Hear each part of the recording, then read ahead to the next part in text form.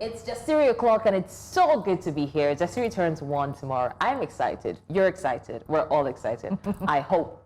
Judith, you've been one of our special guest co-hosts in the course of the last 1 year. Yeah. How does it feel? How do you feel about Jasiri? Award-winning. I've always said it. That's the word. Award-winning, like really. I say every single time, this table is an award-winning table. And the fact that I'm shocked that it's 1 year, actually. I didn't even, when you said it, I was like, wait, 1 year? Yeah, it went by so fast. Now, and not just how fast it went, but also how much it's grown in terms of, you know, the recognition, the accolades, the nods to the women on this table, but also the stories and the moments that have gone viral, and the people that have also graced this table, and I'm lucky to be part of them. So when I was calculating how many shows, I think we've done over 200 and something shows. I was like, what? That is Wow, impressive. that's a lot. You know, I like it when we talk about Jasiri by ourselves, but I love it more when people outside talk about coming here and talk about Jasiri, the impact, you know, they feel we're making. Yeah. And I remember when the show started, like we tried to address as many issues from our different perspectives. Yeah. And you'll be surprised how many people you represent with your own perspective. Oh, absolutely. And you know, it's like we're making people see one thing from different angles. Yeah. And it's just We love perspectives. We love It perspectives. gives you, you know, cuddly feelings, right? Yeah, I love it. I mean, this is again award-winning table, and these are the voices and the perspectives that do matter when it comes to shaping the narrative and the discourse of just basically our socio-political, socio-economic, socio-cultural narrative of Nigeria. That's what. So Judith cannot lie. Anytime I'm like, Judith, I need you to sit in, she doesn't ever hesitate. Yes, of course. Doesn't ever hesitate. She's on. I'm like, really? Does this girl like being on the show this much? Look. First of all, it's Tolu. I cannot say no. Do you know what I mean? Like, without a question of a doubt, I cannot say no because it's Tolu. Secondly, I love working, so I think that's a toxic trait.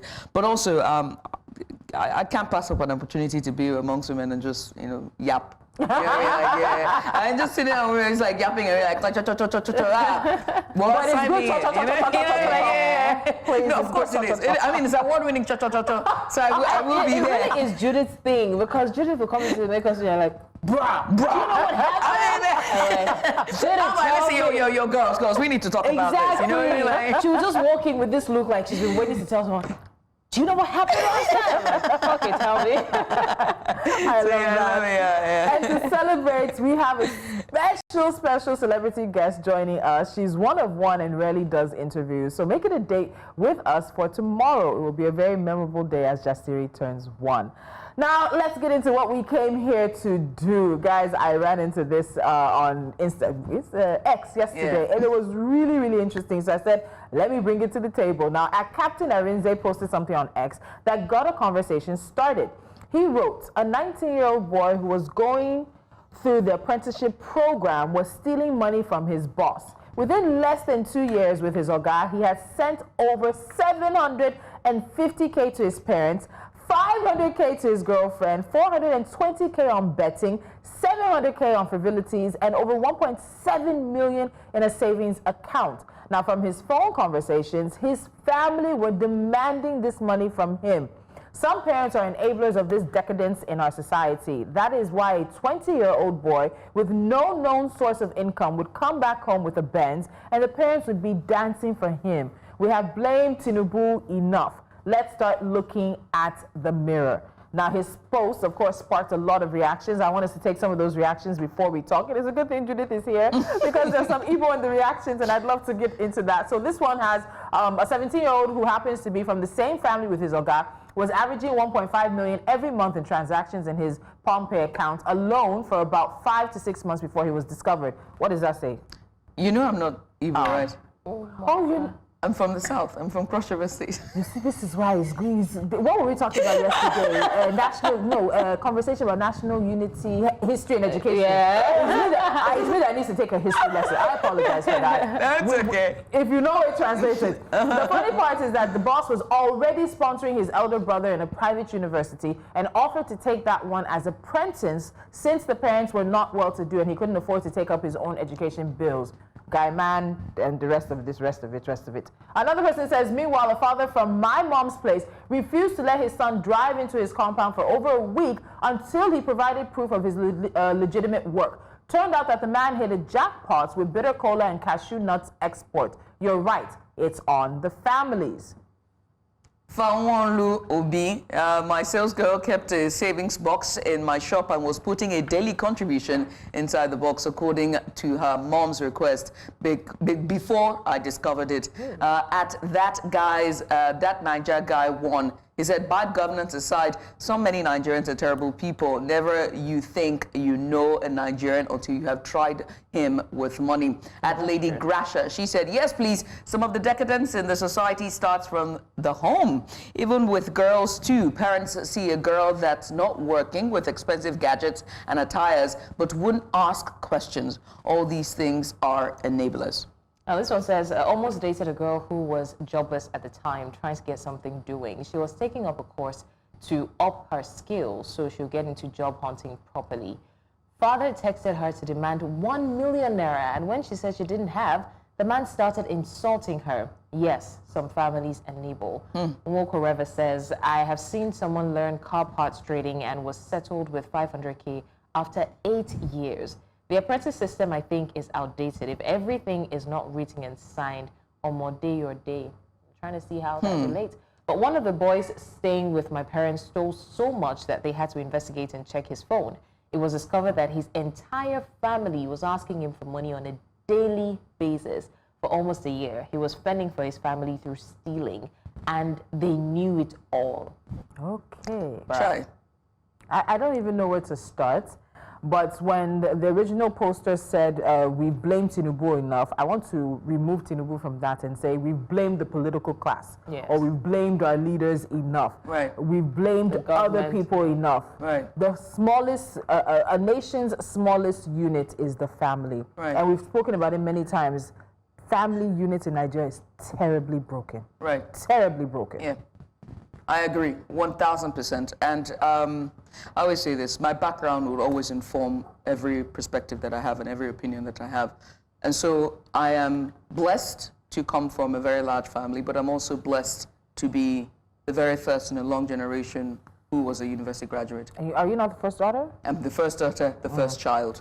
And so what happened was I became heavily burdened with black tax, and which if you know what black tax means, it means that you always have to put money back home. I remember how I had to, I don't know if I've told you this, but when I came out of school, the very first thing I did was to chase my dream, which was media and broadcasting. And I remember I was being paid, I think 7,000 naira, 14,000 naira, because at the job I was working at, I was referred to as an artist and not necessarily a staff because it was owned by the government, right? And so because of that, they would pay us, a stipend. And my father couldn't understand it, which, he's like, I sent you to school, you're on my retirement plan, and you're earning 7,000 to 14,000 naira. That doesn't make any sense. And you have like 5 more people behind you who need you for support. And so I had to pause on that dream for almost a decade before I retraced my step back at 29 to restart this journey that I am on. And so when you look at all that reaction, there are many people who are saying, I blame the parents, I blame the parents. I don't necessarily think it's a parent, I think it's a system.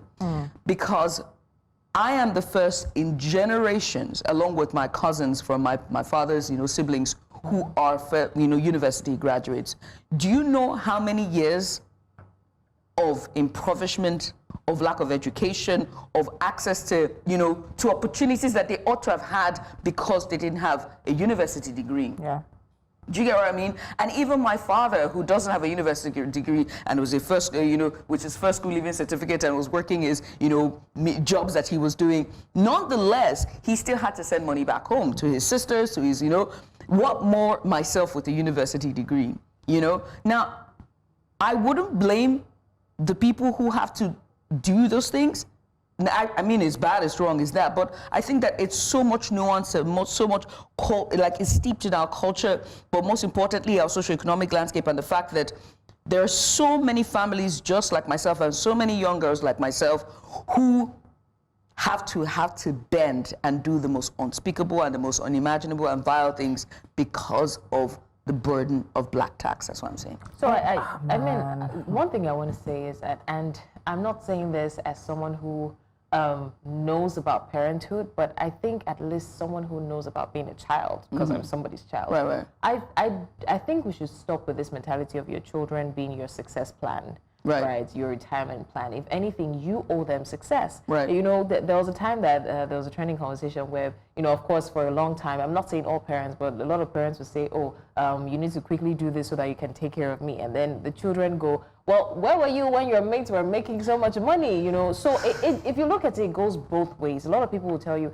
I didn't ask to be born, right? If anything, you gave birth to them to secure their future. So I think we should stop. Yes, I understand that the way the way our cultural setup is, it may be very difficult because I mean we already have that ingrained in our minds. There's this guilt that you feel whether or not they're asking you. I know parents who would not ask, but you still, in fact, you feel bad that they're not asking. Right? But I think that we should tone down on that. I remember one time someone gave me a piece of advice and said, look, you're working now, right? Make sure you have so and so amount of money in your accounts before you start thinking. I'm not saying don't send stipends home, but before you even set up a structure that you're sending a monthly allowance to your parents, because when things go south, they won't be there to help you. They may not even know. In fact, they will put more pressure on you. I mean, you used to do this. Why do you stop doing that? That's one. And then secondly, I think that this transcends the conversation of just, you know, having a certain amount of money. It also goes to dressing. You see, I see some people dress in a certain way on social media, and I'm like, do these people not have family?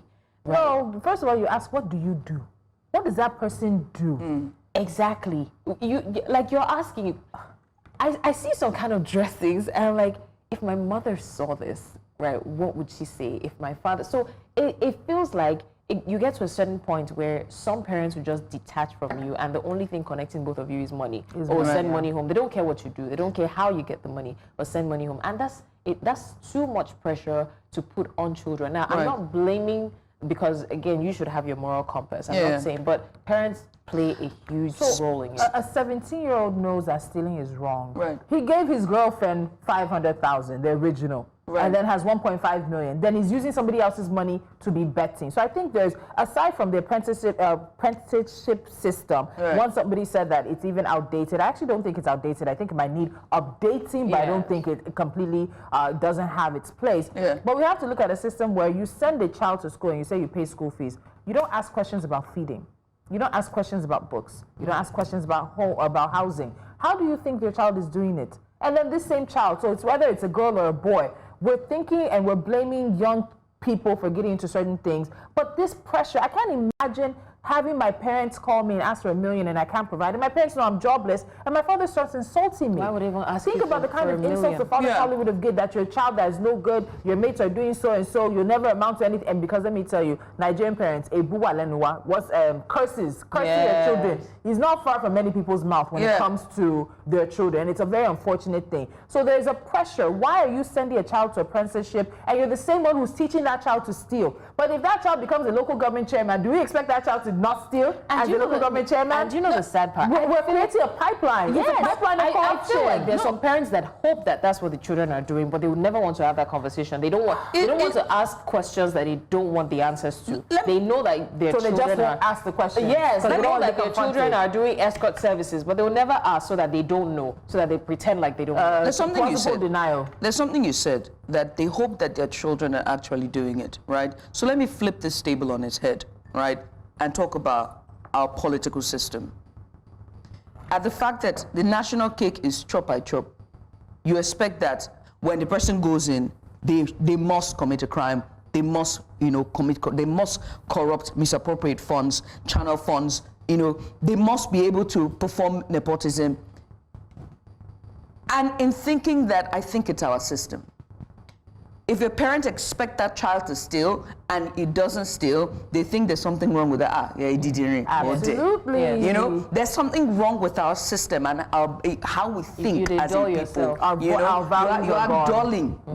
You think you're the only one that has sense. No, but when you talk about the child, just translate. I just use local government chairman now. By the time you get into any small position of power, it's your kinsmen that will come and meet you and say, "What are you going to do for us?" And not what you're going to do for us in terms of making your immediate environment good, but who else are you going to be able to carry along with you into this place? Yeah. What kind of contracts are you going to give us that we're going to be able to steal other people it is that a they got pipeline there, of family got better. corruption. You see the way they say that.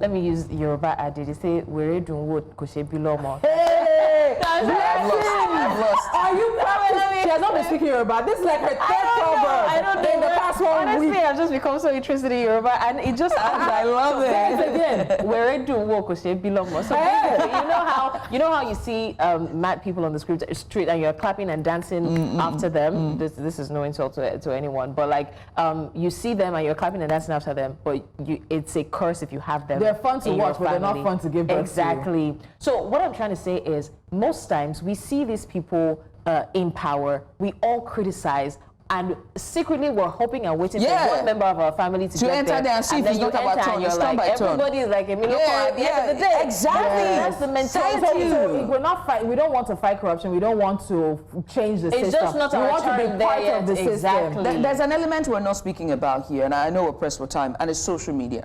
Right? Ooh, the pressure these days. The pressure. Look, I'm gonna say this. Everyone knows this. You can never peer pressure me into anything. Do you get what I mean? Like, you cannot pressure me into anything. The way I was raised, you cannot peer pressure me. No questions asked, you know. But there are the younger generation. The amount of things they are bombarded with. Yeah. TikTok, Facebook, X, Instagram. All the unboxings, all the broken bags. When you don't have a job. Everybody's when you say you're day in the life of me, you're a getting social a media braid, influencer, lifestyle influencer. day in the life of me, getting my braids done.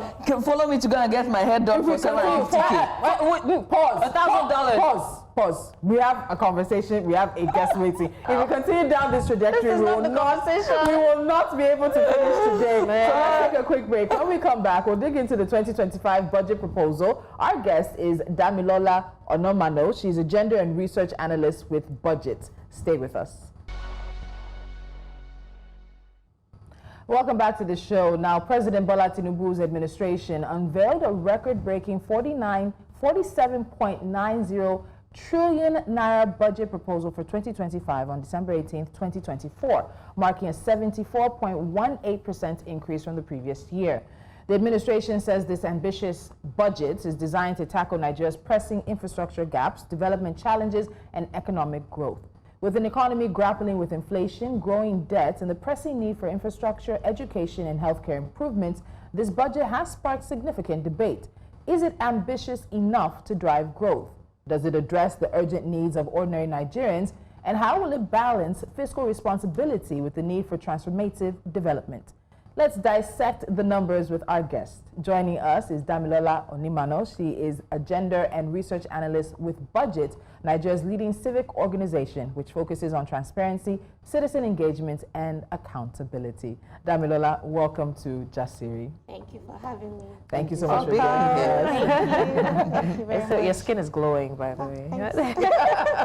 Okay, so I want us to dive into the revenue projections. A lot of people have talked about the feasibility of the budget proposal, especially when it comes to, I know that we had this conversation some time ago about dissecting the actual amount. You know, it's not enough to say you're apportioning a certain amount to this sector. Each sector is, you know, further divided into subsectors and all. But now, the revenue projections outlined in 2025, right? The target is 36.35 trillion, and this is fueled by 4 key components: oil revenue, non-oil revenue, independent revenue, grants and aids. Now, for oil revenue, 11.64 trillion naira is expected from oil, based on a conservative oil price target of $75 per barrel and an ambitious production target of 2.06 million barrels per day. I'm sorry I'm bombarding you. I just want us to get to but now the budget anticipates 10.22 trillion naira from non-oil sources, including company income tax, CIT, value-added tax, customs, and other sources. For independent revenue, dividends from state-owned enterprises and other sources are projected to contribute 4.42 trillion naira, and for grants and aids, the budget includes 3.74 trillion naira in grants from international organizations and bilateral partners. I want to get your take on this revenue projections.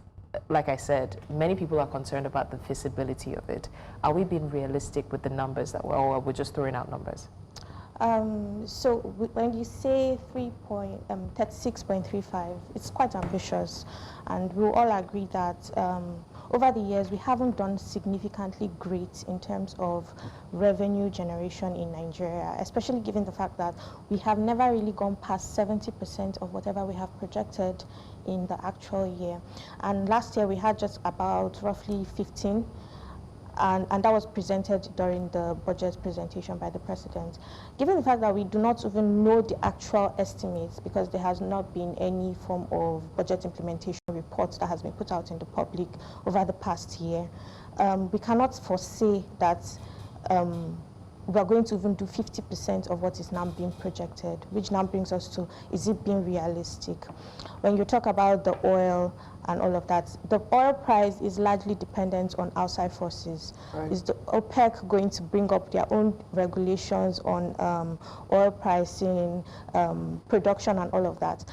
Is there going to be some form of global crisis? You know, all these things are things that we should put into play. Yes, it's good to say we're going $75 per barrel and we want to produce more. But has the government also been able to tackle some internal factors that do not allow us to produce more, like the technical parts of it?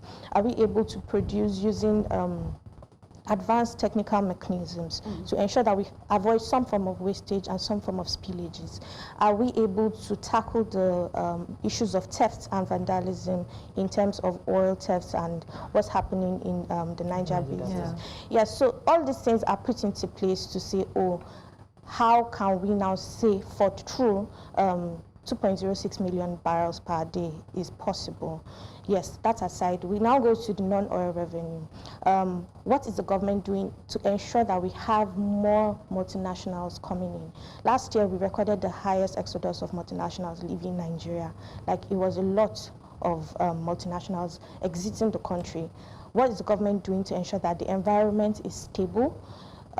There's a lot of incentives for these investors, for these multinationals to come in and invest in the country and to carry out their business in the country. What's the government also doing to enhance productivity? Because at the end of the day, we can do all the monetary policies, all the analysis, fiscal policies. If productivity is not improved within the country, inflation is always going to go up. Inflation is always going to increase. And at the end of the day, we're not making enough revenue, and we're not even meeting half of the targets that we have set.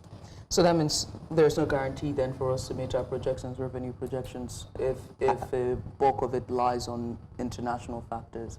Yeah, a lot of it lies on especially given the fact that even the grants that we have projected are not even certain. It depends on the perception of the international donors. And IMF is on our neck. Exactly. So how is Nigeria meeting up the funded tied loans? Like, how are we meeting up the criteria? Are we being transparent about those criteria? Are we even carrying out the infrastructural development or the capital development we say we want to do with those loans? These are some things that are tied to the perception that international donors or international organizations have of us as a country. At times. I mean, let's also look at, I mean, I'll let Blessing go, give a go at the next question, but it's pretty much about the components of Nigeria's proposed expenditure for 2025. I mean, specifically how the 26.31 trillion naira recurring expenditure and even the 21.59 trillion capital expenditure are allocated to across different sectors. So let's look at the sectors. I'm very particular about education, you know what I mean, and healthcare. Those two are very important. There's also security as well, and agriculture that's also important, and it played a huge factor for last year. Yeah. Going into this year, what's your take on that?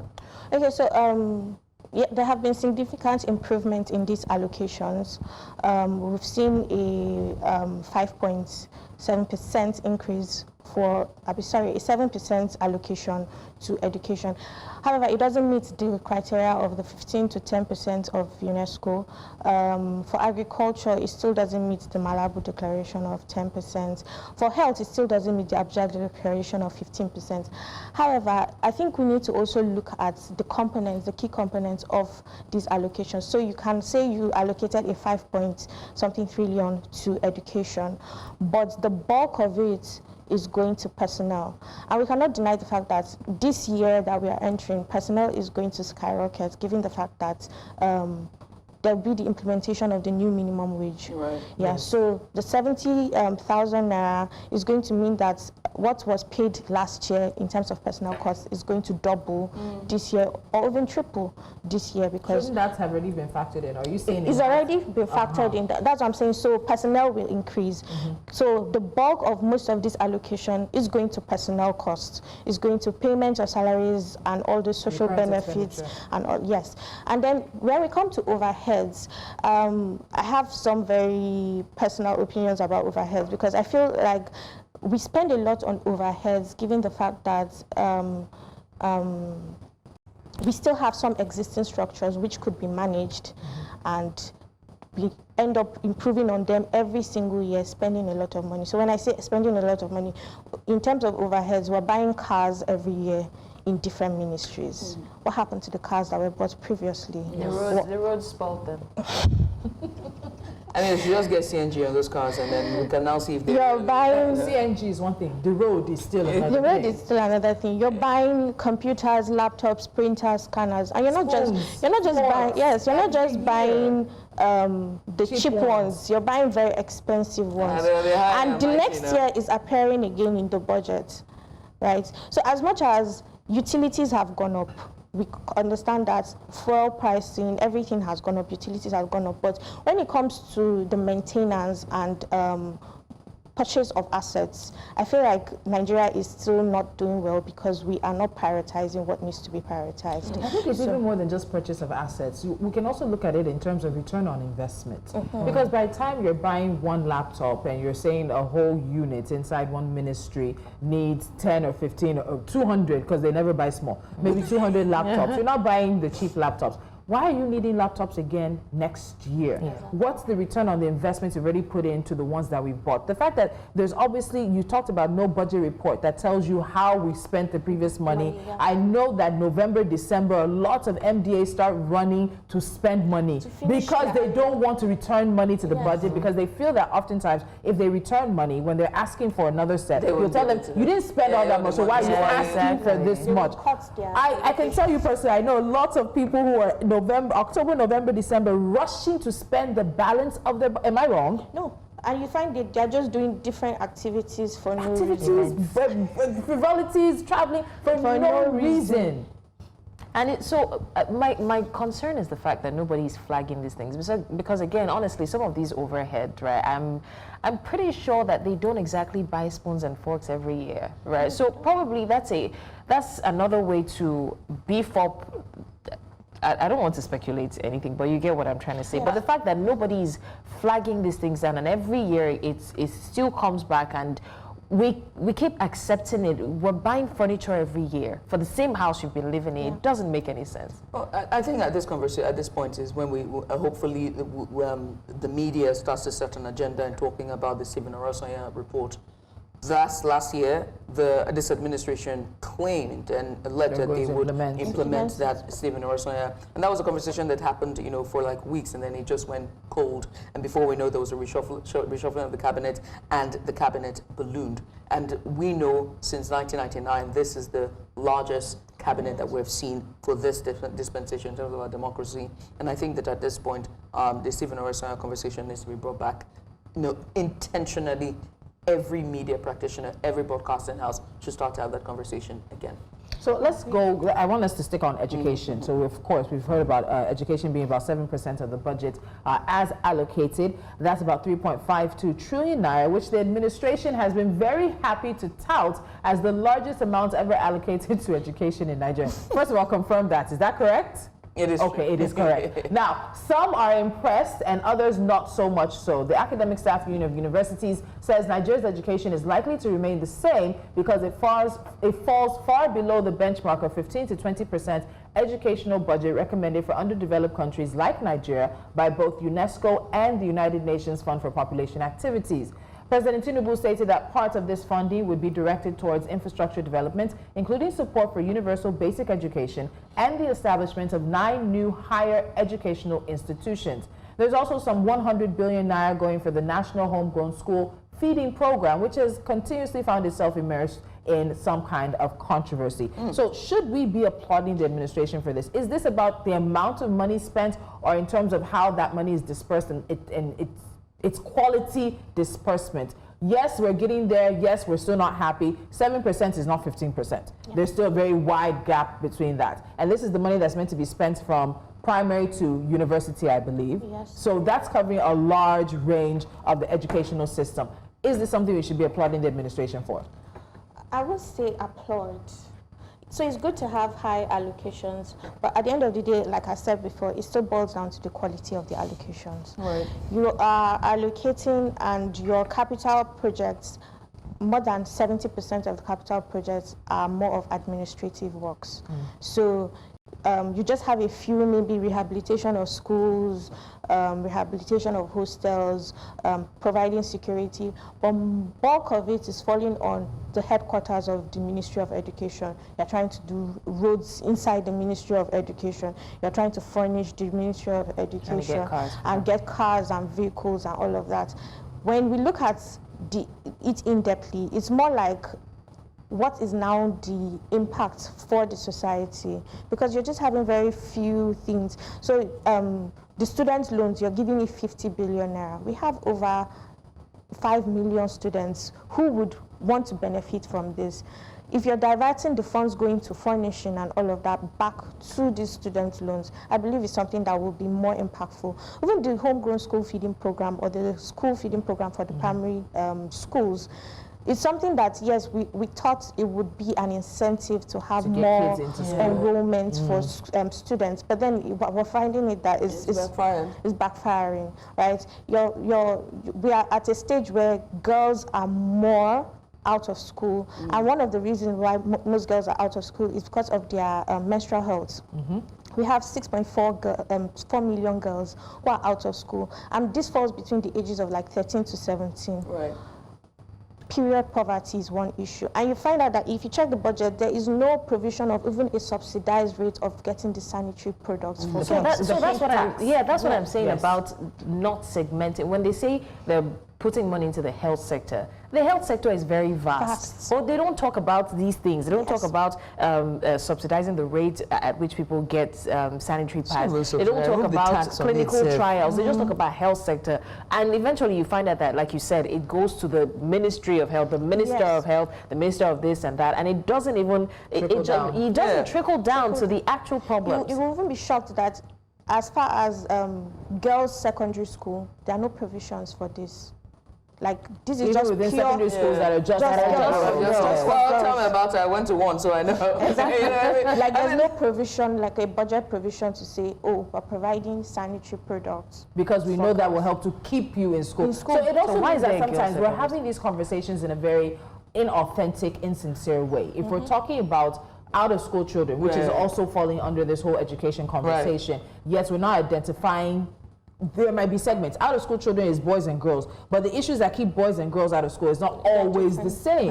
So if at 13 to 17, you're finding out that young girls are not coming to school because of period poverty, what are we doing for secondary schools with girls? Then if it's a situation of 7 to 14-year-old boys are not coming because of this, what are we doing specifically? So it seems like we're having insincere conversations when it comes to actually targeting things. I know, Blessings, we're getting into debt servicing now. Okay, so, we're discussing the 2025 budget as proposed and presented to the National Assembly. Let me ask about the plans to spend 16.327 trillion naira on its debt obligation, and that is out of the proposed expenditure of 49.7 trillion naira. Does this budget seem to balance the need to invest in critical infrastructure and social programs with the competing demand of debt servicing? We have not even finished sorting out the issues that we have within. Is it achievable, this plans that we have to service our debts, which is, honestly, I don't even know how much we're running into. At this point, every individual is owing over almost $1 million naira. But is it possible? What do you think the potential trade-offs are? So with debt servicing, one thing we should note is debt servicing is obligatory. So long as we have collected the loan, whether we make our revenue up to the projected, we still have to make our debt servicing. So the trade-off, what will suffer mostly will be our capital projects, because we will still have to make those debt servicing. I volunteer the Lagos Calabar Highway as tribute. Is there a time limit though? So all the debts that we collect always have a time span. So you pay within maybe 10 years. So it depends on who you are receiving the loan from. So I know that IMF gives you a grace period of 5 years, and then you start to pay after the 5 years. So some others will give you maybe a year or two, and then you start to pay. But it also depends on the interest rates that's attached to those loans. Yes. So a lot of times the principal of the loan is quite minimal compared to what the interest is. And why we suffer a lot on our debt servicing is because of the exchange rates.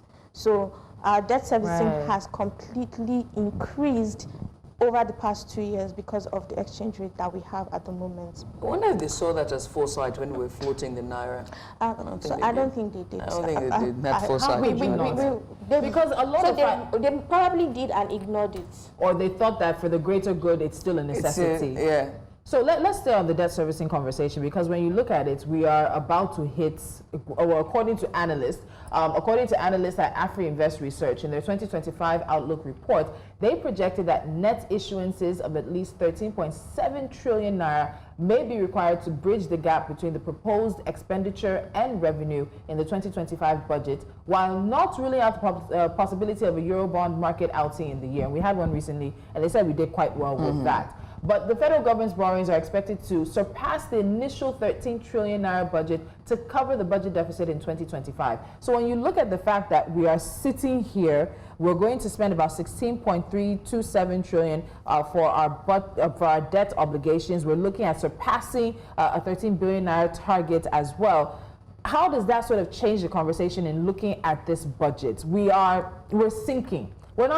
It's not to say we're sinking, because when you talk to anybody, any financial expert, every country borrows. Yeah. Our debt is not the size of the US. The US is running into trillions. Yeah. Our debt is not the size of the UK. But a lot of Nigerians, we need to look at what the debt is for versus, and how the debt translates it's been implemented. To better economic growth and being used for sustainable things. And we talk about debt, and it's a debt to revenue conversation, or it's a debt to GDP conversation?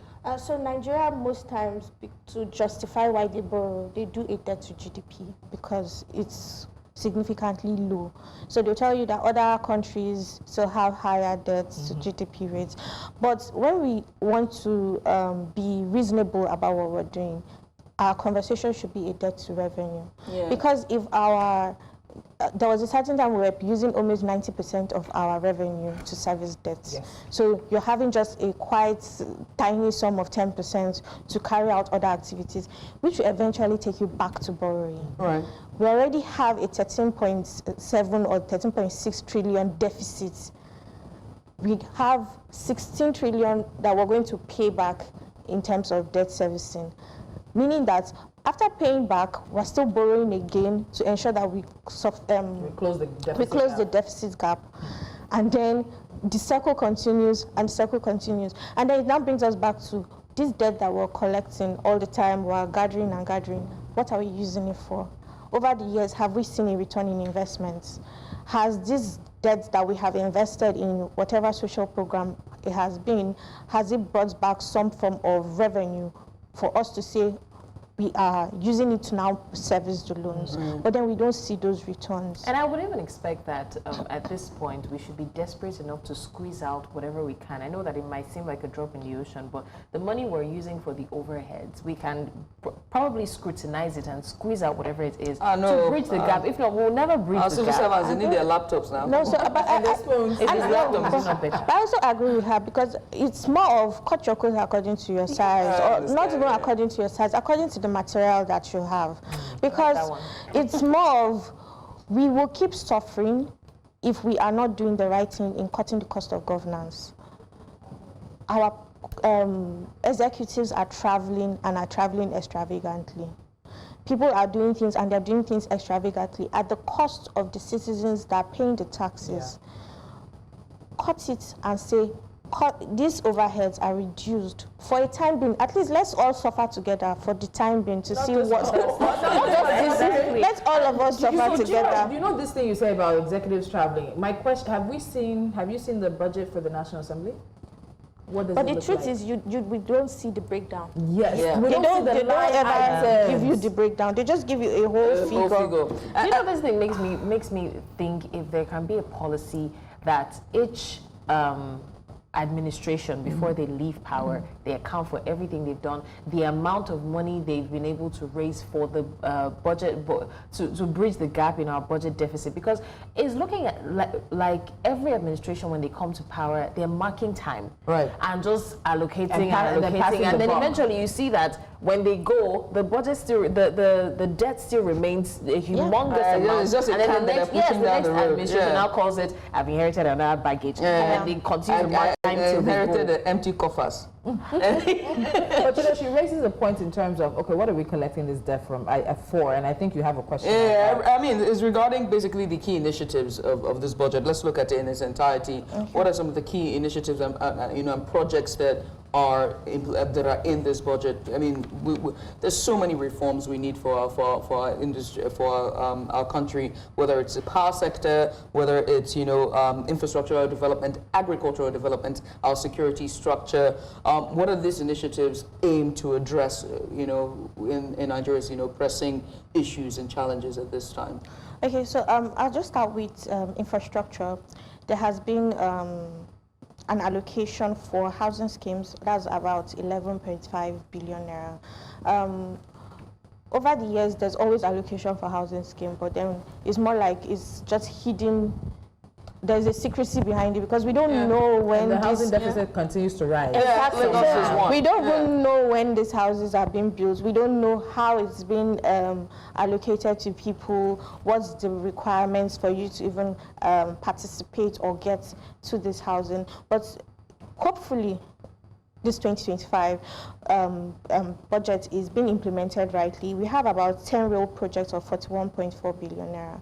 This is supposed to improve the transportation system in the country. 10 projects, 10 road projects. Rail, not Rail, road. okay. Rail Are going to cost projects. 40-something billion. Yes.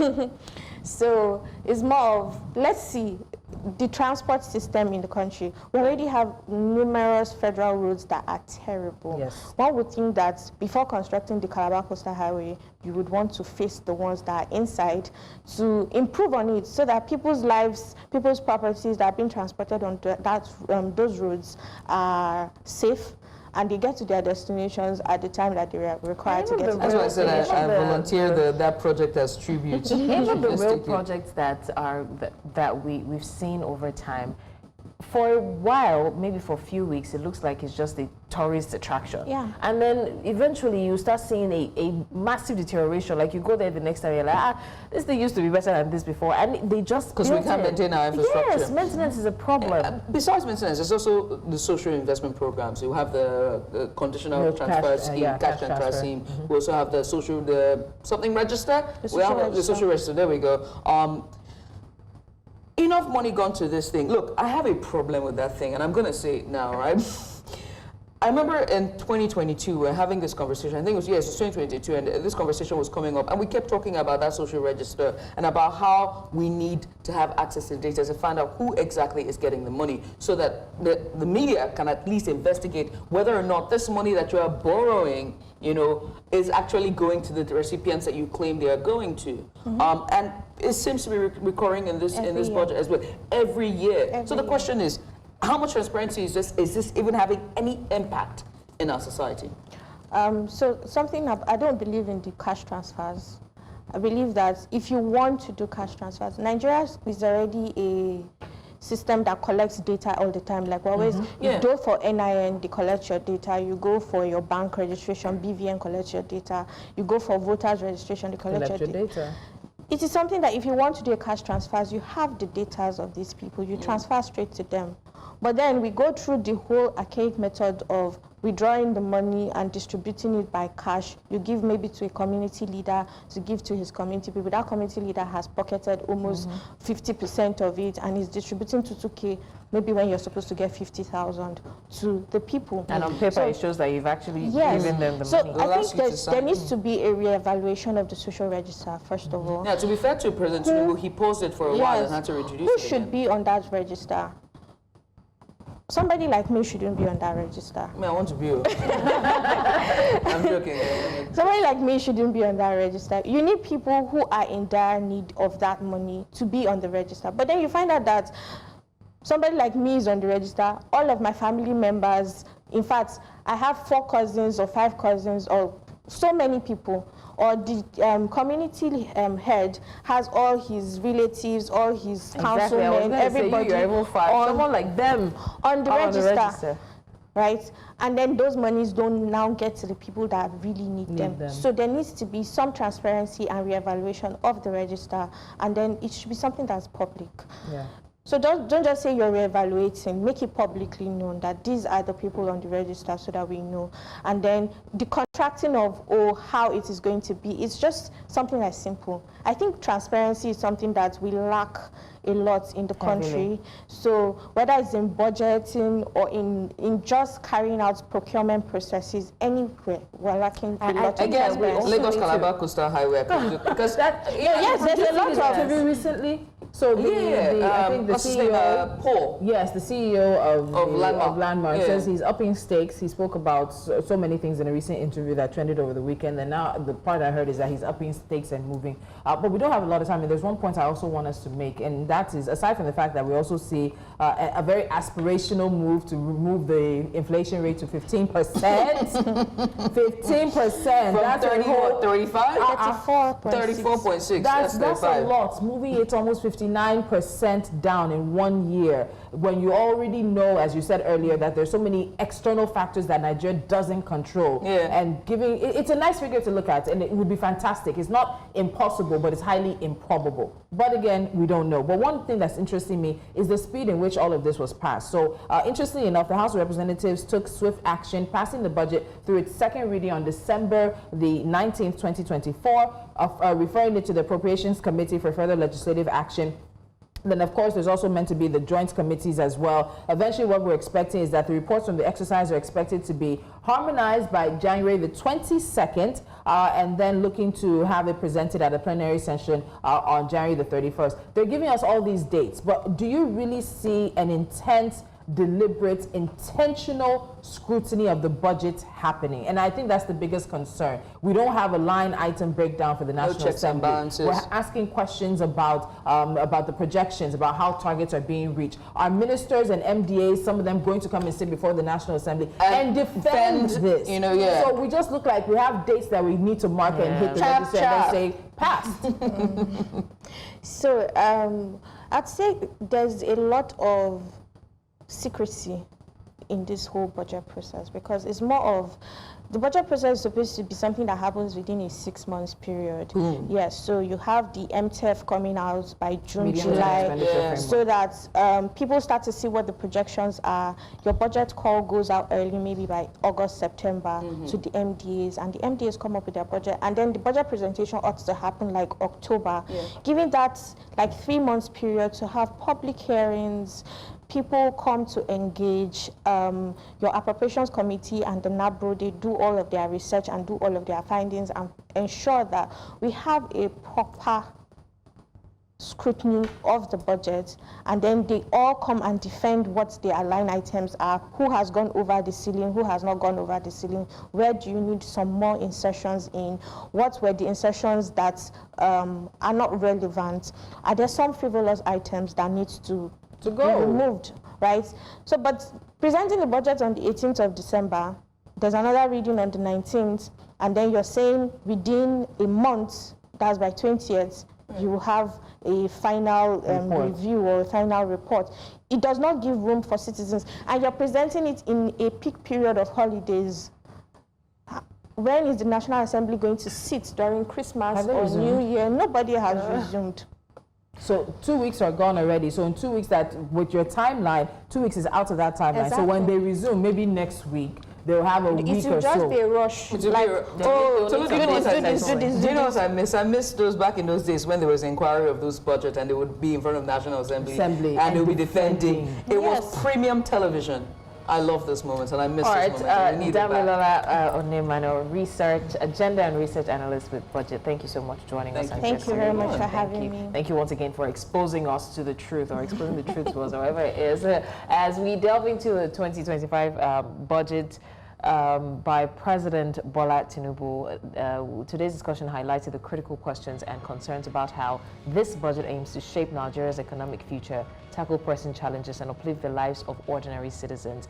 Budgets are more than just numbers. They're a reflection of priorities and a vision for the future. And definitely we'll be seeing how this plays out. I'm hoping that we don't sit here again next year and say, oh, what day is the money It's not for? next year. In a few weeks, we'll sit here because we're going to look at the assertions. There's no way we're not going to have issues and accusations of budget padding once again. This figure will not be the final figure. I can almost bet my life on it. Reality TV. I cannot wait. There'll definitely be. Thank you so much for joining us. Tomorrow is our 1-year anniversary. Be here or be square. We'll see you then. Bye-bye.